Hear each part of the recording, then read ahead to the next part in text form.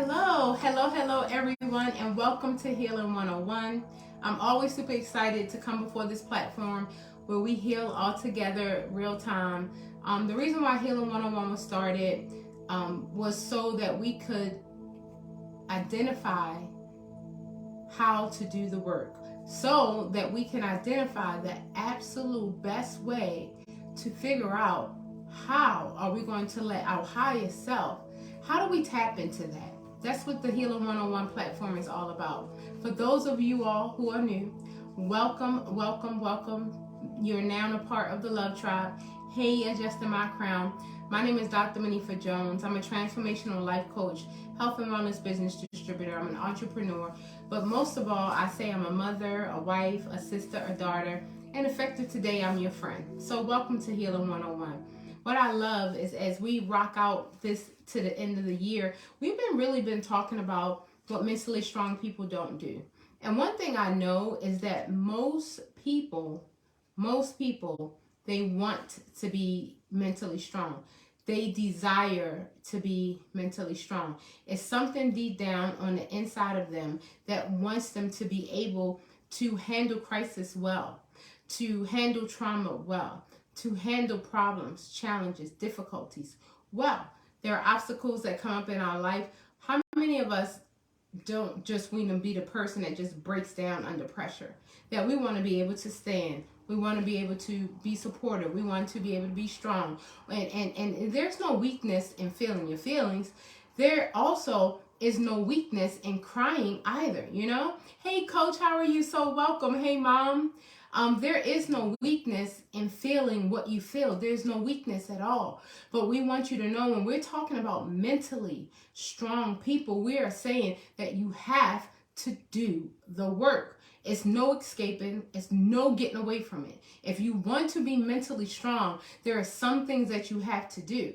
There are some things that you must adopt in your morning routine. There are some things that you must adopt in your nighttime routine. There are some things that you must adopt in how you react to people, how you respond to people. It is not something you wait until an incident happens for you to blow up and then later regret it. No, we are talking about being proactive and saying that when this happens, I'm going to count to 5. I'm going to take a deep breath. See, what most people don't understand, this is something I've learned from monks. There's a wonderful book called How to Think Like a Monk that I absolutely love. And it talks about breathing. And I'm going to get into our topic for this week, which is amazing. But it talks about breathing. And it said, when you were scared to death, did you notice your breathing? Oh, that is my cousin. I didn't respond to her because I thought someone hacked it. Hey, cuz, how are you? Thank you so much. When you are under distress, when you are feeling afraid, you're breathing. Did you notice your heart starts beating a little faster? You have quick heart palpitations. Your hands may be sweating. You're breathing differently. Did you ever know that when you're super depressed, you may breathe shallow? It's almost like you have no strength. It's almost like you have no courage. It's almost like you have no current urgency for anything. You just feel like nothing matters when you're down, when you're depressed. You just feel like, oh, your breathing changes. And so what the monks recognized is they recognize that if your breathing changes when you're afraid, if your breathing changes when you're in crisis, if your breathing changes even when you're happy and you get super excited, if your breathing changes at all of those places, Cheryl, the amazing mother raising 3 beautiful daughters, if your breathing it changes at all of those times, wouldn't it be a very critical thing for us to learn how to breathe when we're not in crisis, Mom? Wouldn't it be a very, very, very critical thing to learn how to meditate and to breathe when we are not in crisis? See, that's the challenge. That's why, people reach out to me for help. But let me tell you something, I'm very clear. They reach out to me because of crisis. Let me tell you something, cuz. Angie, I have never had one person to contact me and said, my life is going well. My husband is very loving and respectful. My children are outstanding citizens. My bank account is overflowing. overflowing. Can I please have a session with you? And I said, for your treatment plan, what would you? I have nothing to discuss. I'm just grateful and thankful. I just want to talk to you. I never had a session like that. I've never had anybody reach out to me in times that are well. So when the times are unstable, when you hit the obstacles in life, that's when they say they need a therapist. When there's separation and divorce, when there's death, when there are crises happening, trauma through work and relationships, family members, finances, that's when they say, oh my God, I'm depressed, I'm anxious, I need help. I have never one time, Coach, had somebody reach out to me and said, my life is amazing, may I talk to you, please? I've never had that happen in 25 years. So when I tell you the monks teach us to learn breathing techniques when we are well, so that when we are not well, Mom, we can tap into the breathing techniques from when we are well. But what people do with me, oh, you're a life coach, or you're a therapist, you're a counselor. Oh my goodness, I'm going through this, I'm going through that. Can you please help me? Can you give me some strategies, some interventions? I need help. I'm in crisis. Sure. But when I say, I don't think you should stop sessions now that things are going great, let's put some intervention and strategies in place, because feeling good is a strategy. So let's put some interventions and strategies in place for when the next time something comes, you won't need myself or anyone else. You'll just tap into all of these strategies. But people don't, I'm good, I don't need that. So what I say to you is that when the monks tell you learn breathing exercises, breathing dictates everything. Just look over your life. When you were super, super excited, notice how you breathe. When you're super, super sad, notice the shallow breathing. Almost minimum. When you're super, super afraid, notice the rapid breathing. When you're angry, have you ever been in an argument with someone that you love to the point where it almost caused tears? You're about to burst. Like a volcano, you about to erupt. It's because your breathing pattern, your blood is boiling. All of these things are off. But what if we learn, mentally strong people, what if we learned, oh my goodness, to learn it now, to learn how to breathe properly now, to learn the strategies now, to learn to meditate now, so that when the crisis comes, instead of us flipping out, instead of us seeking into a depression, instead of us seeking sipping into anxiety and having all these oppositional, defiant behaviors, when we're trying to piece our life back together, we're experiencing anger, frustration, disappointment, grief, sorrow, shame. Instead of waiting till that time comes, wouldn't it be awesome that right now, while we're okay, to figure out a way to tap into that power? And that's powerful. That's what mentally strong people do. And that leads us right into this week. So this week, our topic is mentally strong people do not fear time alone. You better get excited about that. Somebody need to put that in the comments. Mentally strong people do not fear time alone. So many of us, I was just telling someone the other day, so many of us, we fear time alone. I remember that I went out of town, and so I went to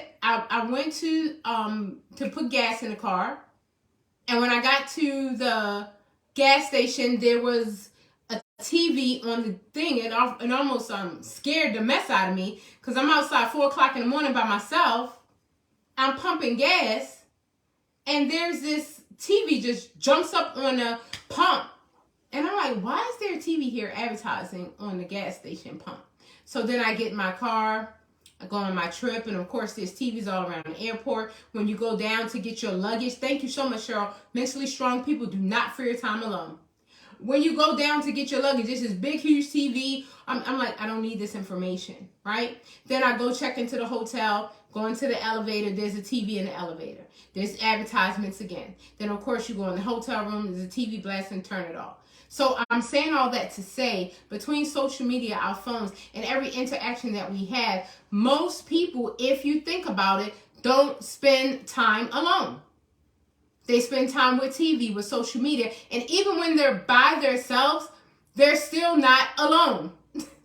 They can't put their phone down for 1 minute. They're starting to have a new mental health diagnosis with a number when we admit you into the emergency room for phone separation. Can you believe that? A new diagnosis. That people are entering the emergency room with heart palpitations because they can't find their cellular device. I don't understand. Many people are closer to their cell phones than they are their mates. So again, it's a very, very challenging thing to spend time alone. For myself on this healing journey. And guys, I found the date. I'm so excited. We're going to have a party online. I hope y'all jump on my live. On November the 18th is our 1-year anniversary of Healing 101. I'm so grateful. I'm so thankful. I'm at 1 year. My first live was on November the 18th, 2021. And so we'll be on our year anniversary. I'm super excited about that. And so as we talk about what mentally strong people don't do, so what I'm going to do is, you guys know, I'll give you a list. Because there are many reasons why we avoid being alone. See, in the quiet, in the darkness, that's where the truth comes out. The darkness is really the place that illuminates. The darkness is really the place where light shines through. And I want you guys to know, don't fear the darkness. There lies your strength.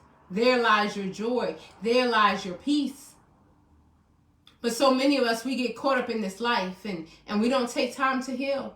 We don't take time to pull away. We don't take time to have some time alone. And I love my husband dearly, and he's an amazing individual, and I thank God for him. But I need my time.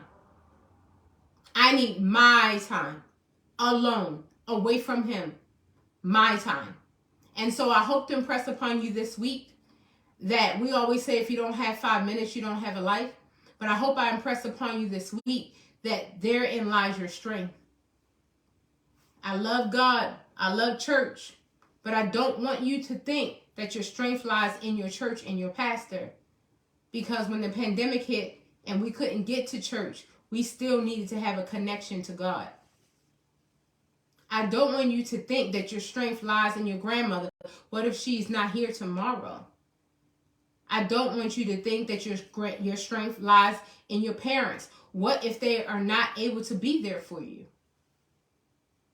Your strength lies in the quiet time, in the times that we pull away to discover who we are. So when you get to that alone time, when I tell you, woo, it's going to illuminate some things.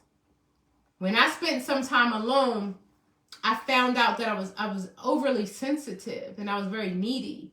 And I found out that I needed the approval of others, and I needed others to validate me, to speak highly of me, to say great things about me. And the more I went to that alone place, the more I fell in love with me. And the more it fell away, the desire or the need, Tianve, to have anybody say anything about me. So if it happens, great. If it doesn't happen, great. I'm not looking for it. I don't need it. I don't desire it. And one thing I tell you guys is that I am a voice, but you are the voice for yourself. And I realized, I told my husband this weekend, I wrote about a dozen titles down. I've been talking about writing books my whole life. I'm really ready to start to write the books. Hey, I'm really ready to start to write the books, because I realized that the books are roadmaps for others who haven't found their way. I have read books that was a roadmap for me. So now I realize that books are roadmaps for others trying to find the way. I want to put my roadmap in a bunch too. Get excited. All right, guys, you know the drill. Put number 1 if this is you. This is as we start a new topic. We're going to find out the areas that we need to work on. And if it's you, put a 1.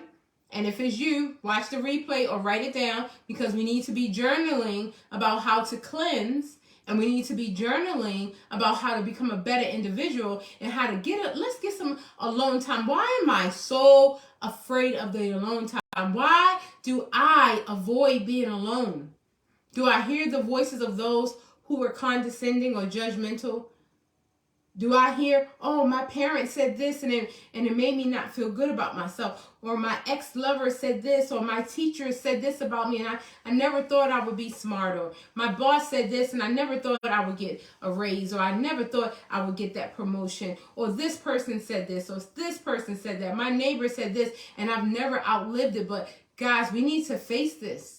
Because although people have said things about us, until we deal with it, we're actually operating our whole lives out of that wounded person that heard that thing until we heal from it and cleanse from it. I know. I know. I can tell you stories upon stories of things that have been said to me that I've held in my heart for 20, 30 years. And I literally had to release it and let it go. Because I literally operated my life out of something someone told me when I was 12 or 13 or 8 or 10 or 26.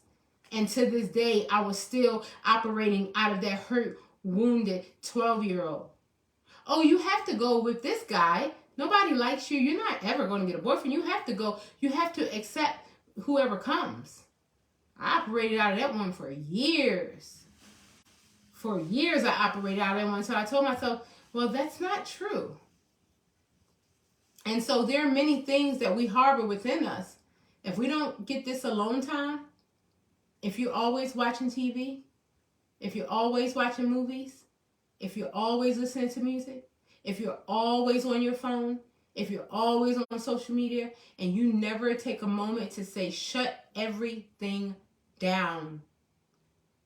I don't need anything moving but my thoughts and my connection within, because that's where my strength lies. That's the power. And if I never tap into it, and if I always go outside of myself for external components, that means I will never tap into it because it is not outside of me. Our strength, our power is inside of us. And if we don't sit still long enough to tap into it, we will never be able to use it. We will never have use of it. Never, ever. And that's not a good thing. All right, guys, you know the drill. Number 1, this is solituphobia. When we are afraid to be in solitude. And y'all know, I tell y'all, I'm always transparent. This applies to me first. So if you want to know if I'm a number 1, the only reason why I'm not typing number 1 is because I'm the one reading. That's the only reason why I'm not typing number 1, okay? All right, 1. When you have spare time, the last thing you're likely to do is just sit and think. When you have spare time, you're never going to just sit and think. That's the least thing you'll do. Let's see who it is. And my mom knows this is me. They call me a busybody. You always trying to clean. You always trying to find something to do. Sit your butt down, right? That's what they always say to me, like, sit down. You're making me tired. Just watching you go in circles. Sit still, right?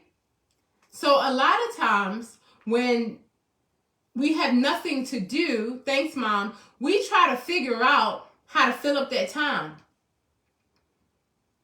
Have you ever been speaking with someone, thanks, Cheryl, and you feel like it's awkward silence? You're speaking with someone and it's quiet and you're like, oh, I gotta make up a word. I gotta make up a sentence. I gotta figure out a phrase. Thank you, Tiamve. I gotta stop this awkward silence. I gotta say something. That used to be me.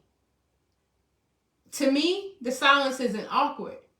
I let the silence ride. I like silence. I just let it ride. And I'm a talker. I used to be like, oh, we ain't saying nothing. What can I say? Now I'm like, let me feel their energy. Let me see how they gonna respond. Let me check it out, right? All right, Justin My Crown, yes. I can call you that, or if you type your name in there, I'll call you your name as well. Number 2, you think spending time by yourself is boring. Who is that? I'm trying to get with my husband. I'm trying to get on YouTube. I'm like, I may as well learn a new dance. I may as well learn a new meal to cook. Is there any new vegan dishes I can learn to cook? Is there a new cleaning technique? I'm OCD like that. I try to find what is the best method to clean a window so sparkling clean, you can almost walk through it. If you walk in my house and you see this window, you could like smack your face. You don't even know it's there. It's so clean. Like, I'm obsessed with stuff like that, trying to figure out how to get it the absolute cleanest, right? Oh, Ebony said something amazing. Welcome, my beautiful sister. It's not boring. It's the best time for clarity. That's right, Ebony. It's the best. You ever heard, Ebony, you ever heard someone say, I need to sleep on it? Or let me get back to you after I think about it. I need to think on it. It's the best time for clarity. Just being alone. No outside influences. No outside noise. I don't need the advice from anybody else. I'm tapping into the power within. And one thing you will understand about being alone, you'll start to trust yourself. The reason why you never pull away and talk to yourself is because you don't trust yourself. You've never asked yourself amazing questions. When you think something is so profound, you go to your pastor, you go to your mentor, you go to your grandmother. You never ask yourself. I ask myself. I have a coffee mug that says, of course I speak to myself. I must. I need expert advice. I need to talk to myself. Okay? I get excited about, I told you guys before that I have a God book. It's a very sacred, beautiful, leather-bound book. My husband knows, don't nobody touch this book. That's where I write the questions of life that I need answered.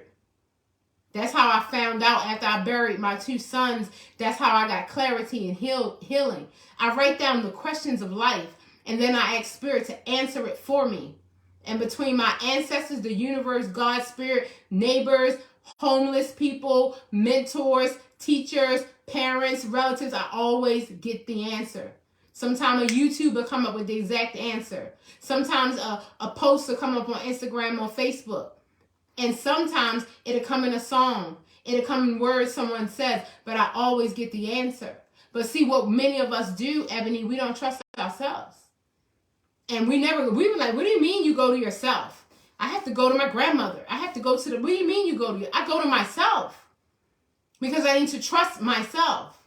Because all of the answers, like energy can never be destroyed. It can never be created.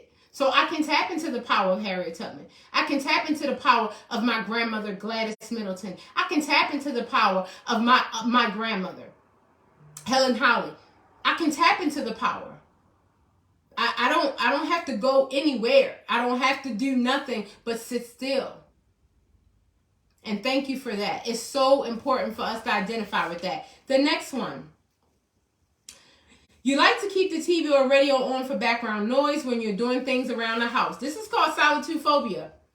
You can't even clean your toilet without noise. You're like, I feel wrong. I feel strange. I need some noise. When I get my car, I gotta blast it. I gotta hook up use the Bluetooth, hook up my phone to my car. I need noise. I gotta be talking to somebody, gotta have a radio, gotta have a TV, no. If you ever connect to nature, just listen to the birds sometimes. Just listen to nothingness sometimes. Have you ever heard your own heart beat? Listen to that and tap into that power. And stop being afraid to not always have noise, to not always have blaring, because a lot of us, we are suffering and we need recovery, we need healing. And we'll never tap into that healing because we're always in the midst of chaos, confusion, noise, distractions. But if you ever just quiet it down, you might find out you're afraid. And you might find out that you operate out of the frightened parts of your personality. I gotta tell you, I talked to a wonderful, wonderful, wonderful dear friend that I absolutely love today. And, I was like, glad to hear from you. You made the cut. And they're like, what do you mean? I said, I'm doing a social experiment. Everybody that, I'm having reciprocity with, that I've been given and given and given and given to, and I'm reaching out and reaching out. Those who don't respond within a certain time period, you're out of my circle. And she said, what? We've been friends forever. I love you. What are you talking about? And I said, well, I'm going to a season of my life where I know is a very wealthy and prosperous place, and I know that I have a lot to give to others. And so I need to know who's in my circle.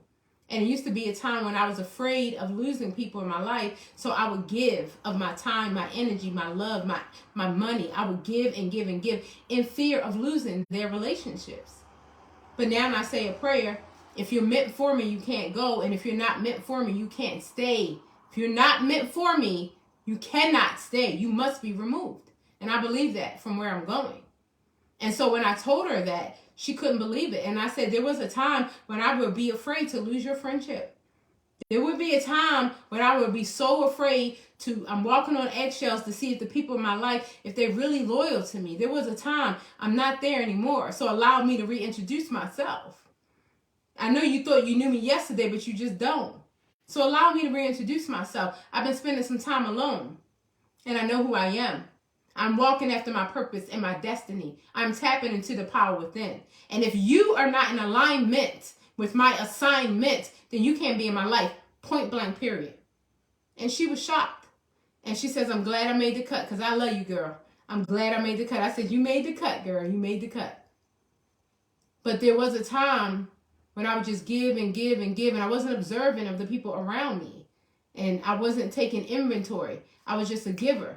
And I'm now, you can't complain that people are takers when you're not observant and you're always giving. I used to give, but I didn't see the reciprocity. I didn't see the appreciation. I didn't see the thankfulness. I would just give. But I was always in my giving mode and my helping mode, and I didn't see the response.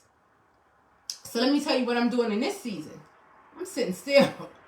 Social experiment. I'm checking the response.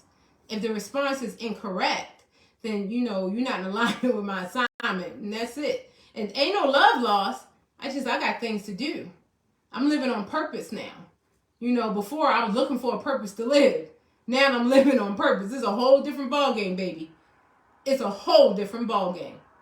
So I want you to know you will find your courage. You will find your strength. You will find your power. You will find your confidence when you spend time alone. Because then you'll stop all the outside noise. And you'll realize the condescending things that people are saying that they think are funny or they think is cute, that, it stays swirling around in your head for the next 20 years and you doubting yourself. You cannot be in my space if you are not elevating me. And I need everybody to know I'm no longer concerned about opinions. I used to be. But you just can't be in my space if you're not elevating me. Then there's nowhere for us to be together. I learned that in my quiet time. See, what I learned, Ebony, in my quiet time is that the frightened parts of my personality, that's who used to show up. The frightened parts. I'm afraid, so I have to show up how you want me to show up. Now, I'm not going to walk in my truth. I'm just going to show up the way you want me to show up. So hopefully you will accept me, and hopefully you will like me, and hopefully you allow me in your circle. And baby, if I'm a part of your circle, I just elevated it, okay? I ain't trying to be in your circle. I don't care about your circle. Matter of fact, I don't even fit in circles. And I always think outside of the box, baby. The box is not round. So when I was younger and I was concerned, come on now, they ain't even like Jesus, that's right. When I was younger and I was concerned about what everybody was saying, what everybody was thinking, I was a tormented individual. I was a very tormented individual. That's right, I'm going to step in my purpose. But I'm no longer tormented. I'm walking in my purpose and my destiny. I know why I'm here. That's why I don't fear the alone time. If y'all see one of my first videos it was a long time ago, it talked about the quiet space. See, I realized the frightened parts of my personality showed up everywhere I went. Get excited. Please accept me. I hope you like me. Here I am. No. DrMonifa Jones, put some respect on my name. And if you don't know who I am, just step to the side. Point blank, period. That's it. And I'm unapologetic. I used to be like, oh, I hope I didn't offend you. And I hope that you accept me unapologetically. Unapologetic. So I want you guys to know when you start walking towards your purpose and your destiny, you're gonna lay aside the distractions. And like me, I'm so eager to know the next steps. I'm so eager to tap into my purpose that I want the quiet time. I tell you guys take 5 minutes. I take an hour, but I have to time it because I get stuck in my meditation room. I get stuck in there forever because time, when I get in there, it's like time disappears. One time I was there for 3 or 4 hours. I thought I was there for 5 minutes. So now I literally have to set an alarm or I'll just be in my meditation room all day. But now that I tapped into that, my 5 minutes will save 5 years of my life. My 1 hour will save a decade because I get ideas. I got to tell you, my sister, my little baby sister, my little amazing baby sister, Ebony, who is a phenomenal entrepreneur, came up with an idea for helping us grieve. Promise you, she got that through some trauma, some pain, and some quiet time. You don't get that. You don't get witty ideas at the club. You don't get no witty ideas hanging out with your girls. So I want you to know the quiet time lends itself to ideas. It lends itself to the next step. It lends itself to advice for your daughter who's struggling and she think nobody knows and she think nobody cares, and you can tap into that energy and reach out to her. You know? Thank you. So listen, guys. We at the end of our show. I tell you, when you're walking in your purpose and your destiny, the time, I feel like every single day, I start Healing 101, and 30 Seconds Healing 101 is over. We're at the end of our show, but I want you guys to know, as we do our quick meditation, that if you don't have 5 minutes, you don't have a life. As we are on the topic of, we try to figure out that mentally strong people, they don't fear alone time, right? And they're not struggling with being alone. They actually rush into it. I desire to be alone. I love to be alone. As a matter of fact, I have a list of the things that I want to talk to God about. Like, I have a long list. I have a waiting list. And I'll just take this one thing into my private time and we'll just meditate on that for an hour. And so I got a list. I don't have no time. I want to be alone. I need to spend more time. I got a list of things I want to tap into. So you don't have to, say, well, I got to get it from this person. I got to get it from that person. Everything you need is inside of you. You are the wealth of knowledge for yourself. And I love Ebony. I think she's an amazing individual, but her journey is not my journey. Her pain is not my pain. The things I've been through, the experiences I've had, the journey I've walked, as amazing as I absolutely know that I am. I don't need you to toot my horn. I told you I'm confident that I'm phenomenal. I told you that, right? So unapologetically, right? But can I tell you, I can't touch Ebony's lane. I can't even touch it. The fabulous Dr. J. I cannot touch Ebony's lane. Why? Because she has a journey that I have not had. And so I need each and every one of you to know we all have our journeys. And in order for us to make an impact on others, we had to be impacted upon. And that impact that we felt wasn't great. It wasn't good. It didn't feel amazing. But in order for, you've never met one person on this planet who has impacted others, who has not been impacted first. I promise you, Ebony has been impacted. That's why she is on a trajectory to impact the world. So don't think it, oh my God, I'm going through something. It's your impact period. So get what you're supposed to out of that season. So when it's time for us to make an impact, we ready to lock and load, baby. We ready to lock and load. Y'all better get excited. Y'all know we goddesses and warriors over here. We don't retreat. We reload. That's what we do. So guys, as we go into our meditation, if you don't have 5 minutes, you don't have a life. I always say, and this is our topic this week, steal away. What I want you to know is you deserve it. People always want somebody else to appreciate them, to love on them.